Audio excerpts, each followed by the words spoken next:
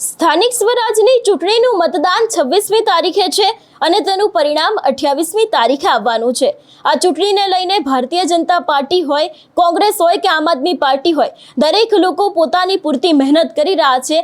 ત્યારે અત્યાર સુધીમાં એવું હતું કે ક્યાંક કોંગ્રેસની પીછેહટ જોવા મળી છે। ઘણી બધી જગ્યાએ કોંગ્રેસને ઉમેદવારો નથી મળી રહ્યા, ઘણી બધી જગ્યાએ આમ આદમી પાર્ટી છે તે પોતાનું એટલું ભારે પ્રચાર પ્રસાર કરી રહી છે કે અહીંયા કોંગ્રેસને આવું મુશ્કેલ છે।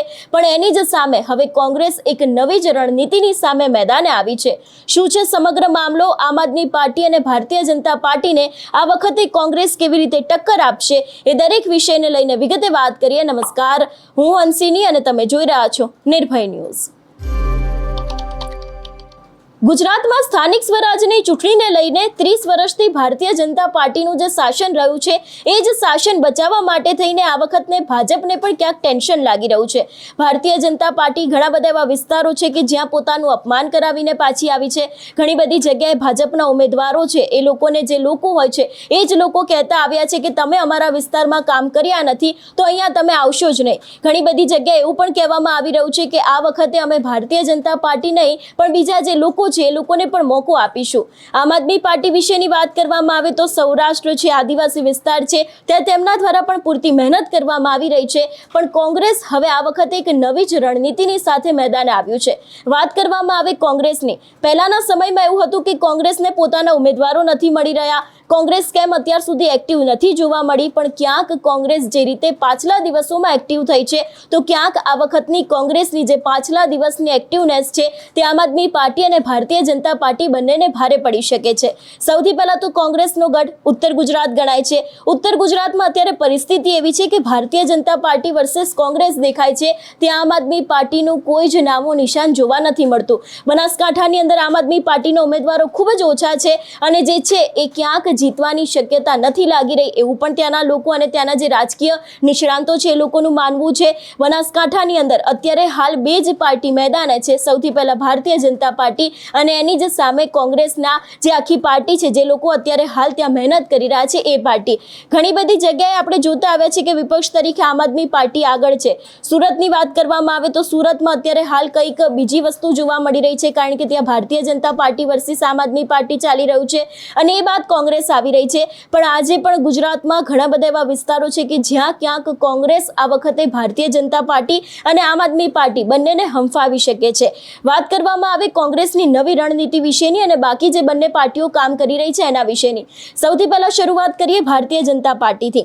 ભાજપ દ્વારા અત્યારે હાલ જે રીતે જૂના જોગીઓને એક્ટિવ કરવામાં આવ્યા હતા, જે વિસ્તારોમાં તેમને એવું લાગી રહ્યું છે કે આ વિસ્તારોમાં કદાચ તેમનું પ્રભુત્વ હવે દિવસે ને દિવસે ઘટી રહ્યું છે, એ જ દરેક જગ્યાએ તેમના દ્વારા વધારે ને વધારે એક્ટિવનેસ બતાવવામાં આવી હતી, જેથી કરીને લોકો તેમની સાથે જોડાયેલા રહે અને એની જ સામે કોંગ્રેસ આ વખતે નવું લાવી છે। કોંગ્રેસ દ્વારા ઘણી બધી જગ્યાએ ઝેન્ઝી ઉમેદવારોને ઊભા રાખવામાં આવ્યા છે, જેથી કરીને યુવા છે એ કોંગ્રેસ તરફ પ્રેરાય અને તેમને જે મોટા ભાગના મતોનો રેશિયો છે એ યુવાનોને કારણે તેમને વધારે મળે। આમ આદમી પાર્ટીની વાત કરવામાં આવે તો ઘણી બધી જગ્યાએ આમ આદમી પાર્ટીની પણ પરિસ્થિતિ એવી બની છે કે તે લોકોને ઉમેદવાર નથી મળ્યા અથવા તો પછી તે લોકોને ઉમેદવાર ન મળે, જે ચર્ચિત નામ હોય, જે ચર્ચિત ચહેરાઓ હોય એ લોકો ના મળે તો તે જગ્યાએ આમ આદમી પાર્ટીને પણ ફટકો પડી શકે છે।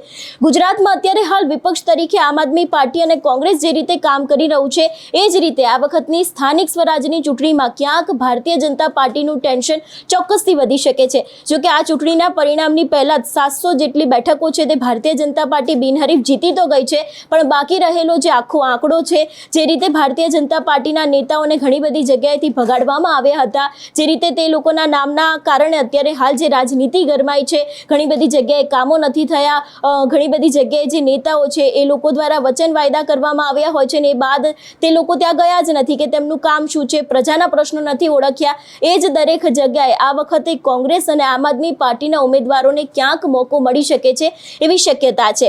કોંગ્રેસના ઉમેદવારો દ્વારા ઘણી બધી જગ્યાએ જે ભારતીય જનતા પાર્ટીનું શાસન રહેલું છે, પછી નગરપાલિકા હોય, તાલુકા પંચાયત હોય, જિલ્લા પંચાયત હોય, ત્યાં તેમના કામ ન થયા હોય એવા ઘણા બધા વિડીયો બનાવતા હોય છે અને વિડીયો બનાવીને પોતાના સોશિયલ મીડિયામાં મૂકતા પણ હોય છે કે જો અત્યાર સુધી ભારતીય જનતા પાર્ટીનું શાસન રહ્યું છે તો કેટલા કામ થયા છે અને આવનારા સમયમાં જો કદાચ અમે આવીશું તો અમારા દ્વારા કેટલા કામ કરવામાં આવશે। એટલે આ જ સમગ્ર રણનીતિની સાથે અત્યારે કોંગ્રેસ મેદાને આવ્યું છે। આમ આદમી પાર્ટી પણ પોતાની એક નવી જ રણનીતિની સાથે મેદાને છે, એટલે આ વખતની સ્થાનિક સ્વરાજની ચૂંટણીના સમીકરણો છે તે ક્યાંક બદલાઈ શકે છે એવી પૂરી શક્યતા છે. 2021 આની પહેલાની જે ચૂંટણી હતી ત્યારે ભારતીય જનતા પાર્ટીને ઘણી બધી બેઠકો મળી હતી. કોંગ્રેસ અને આમ આદમી પાર્ટીને તેની સામે ખૂબ જ ઓછી બેઠકો મળી હતી. પણ આ વખતે જ્યારે 2026માં સ્થાનિક સ્વરાજની ચૂંટણી આવી રહી છે તો આ વખતે ચોક્કસ જ્ઞાતિ સમીકરણ જે રીતે કહી રહ્યું છે, જે રીતે રાજકીય નિષ્ણાંતોના નિવેદનો સામે આવી રહ્યા છે, એ લોકોનું જે આખું એનાલિસિસ છે એના ઉપરથી ચોક્કસ એવું લાગી રહ્યું છે કે આ વખતના પરિણામમાં ક્યાંક કોંગ્રેસ અને આમ આદમી પાર્ટીને ટક્કર આપવા માટે જેટલી તૈયાર ભારતીય જનતા પાર્ટી છે એટલી જ રીતે તે લોકોનું 30 વર્ષનું શાસન છે એ તોડવા માટે વિપક્ષ તરીકે કોંગ્રેસ અને આમ આદમી પાર્ટી પણ એટલી જ મજબૂત છે. આ સમગ્ર વિષયને લઈને તમારો શું અભિપ્રાય છે અમને કમેન્ટ કરીને ચોક્કસ જણાવજો. તેની સાથે અમારી ચેનલ નિર્ભય ન્યૂઝને લાઇક, શેર અને સબસ્ક્રાઇબ કરવાનું ભૂલશો નહીં. નમસ્કાર.